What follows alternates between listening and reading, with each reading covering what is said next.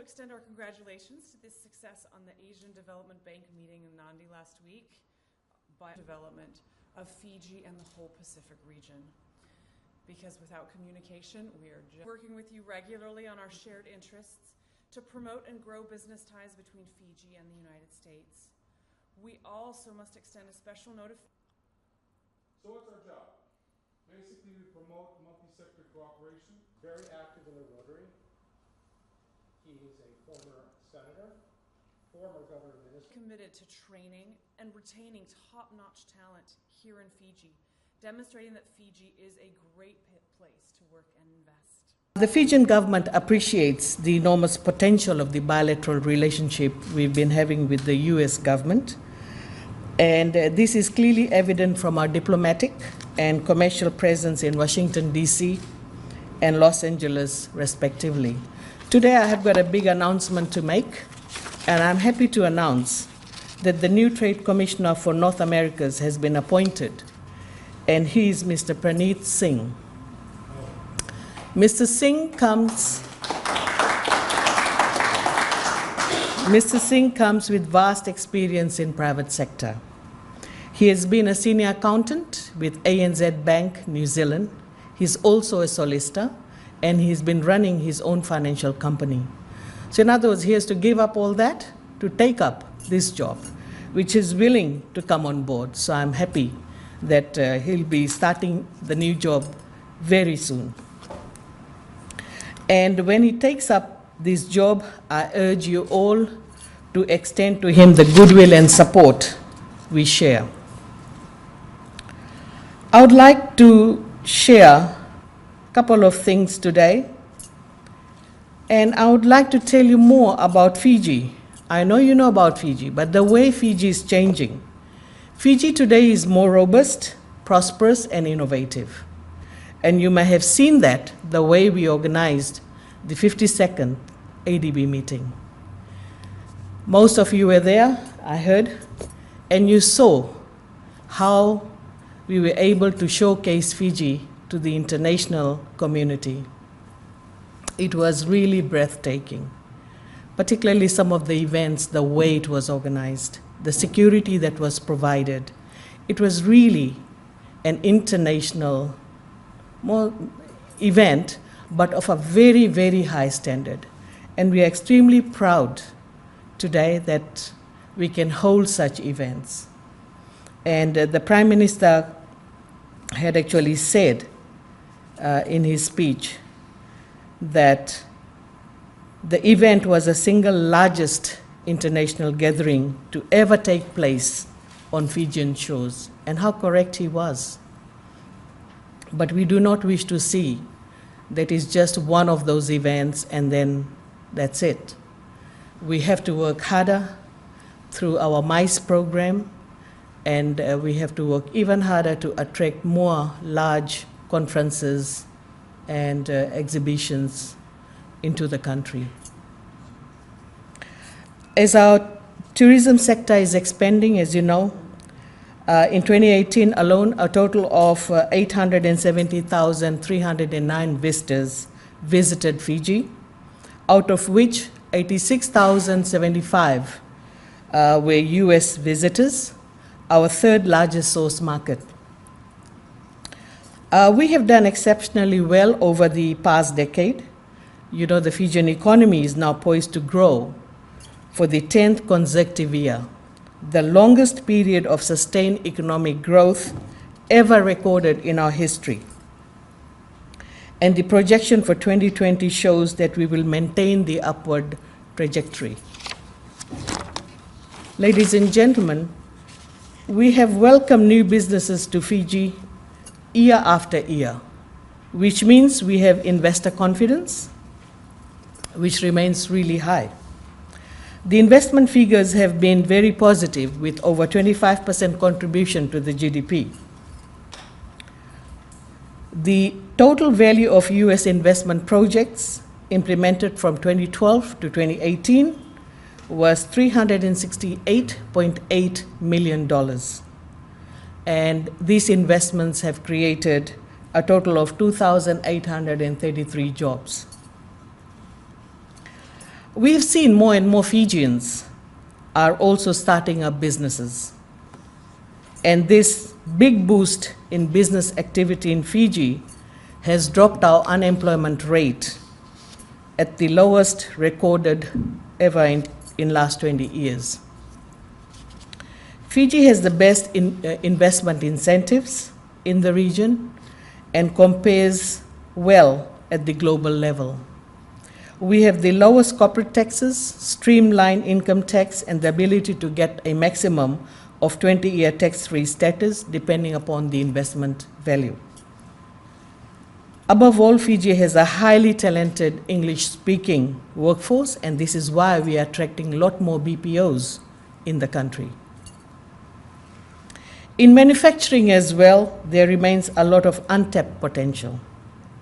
And to encourage greater growth, we are offering tax exemptions and deductions across various industries, particularly in commercial agriculture and agro-processing.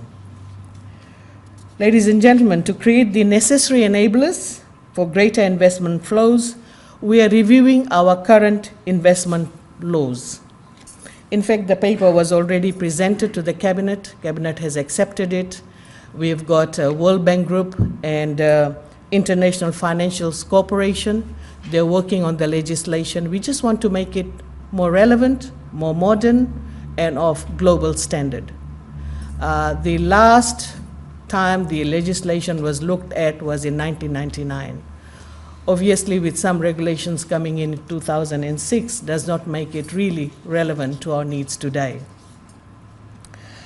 So we would like to adopt the best global practices and put this legislation in such a way that it serves the purpose it's meant to be and not become a bottleneck in the process.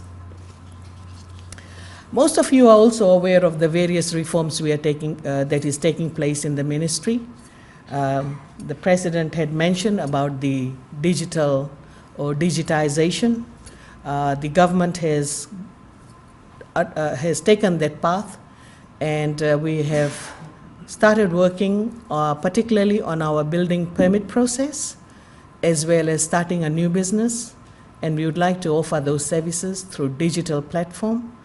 The work has commenced, and I'm very pleased to say that in June this year, we will be launching the online information portal. And this will provide information in relation to building permits and starting up of a business. And we hope that after launching this, we would be able to raise a lot more awareness in this area so that people can use this digital platform easily. And the training is not only required or raising awareness with the public, but also training is required at the government level as well. We are also upgrading our infrastructure.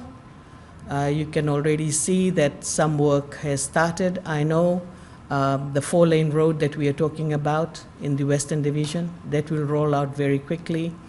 The number of jetties are being planned. The work will start very soon in those areas. The airport, Nassori Airport, work will also begin. It's all earmarked. But as you know, whatever we do, it's based on the revenue that we collect, and businesses like yourself contribute to that revenue, and this is how we roll it out. And nothing can be more emphasized than saying that we would like to see a lot more businesses flourish, and for that, the government is there to assist you. I wish to also highlight some trade figures which will help further understand the importance of the US market for Fijians. US has been amongst the top 5 principal trading partners and has been Fiji's #1 export destination for the past 5 years. The two-way trade between the two countries was worth $510.4 million in 2018. Fijian products such as bottled water, tuna, cane sugar, taro, ginger, and pre-packed food items has already entered the US market. However, there is tremendous amount of potential exists to further expand the products exported. A major portion of Fiji's trade with the US is administered under the scheme called Generalized System of Preferences. Products that are eligible for duty-free treatment under the scheme include manufactured items, chemicals, minerals and building stone, jewelry, and certain agricultural and fisheries products. So there is a duty-free arrangement under this scheme. I also like to highlight our major success story. Our major success story is the export of Fijian kava to the US market, which has increased by over 400% since 2015. The US is also the largest market for Fijian kava exports. Whilst exports of kava and bottled water has done well, we should not rest on our laurels.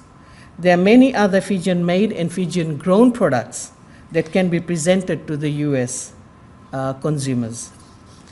This includes our fashion and cosmetic items, pearls, agri-products, targeting the Fijian diaspora and the organic market.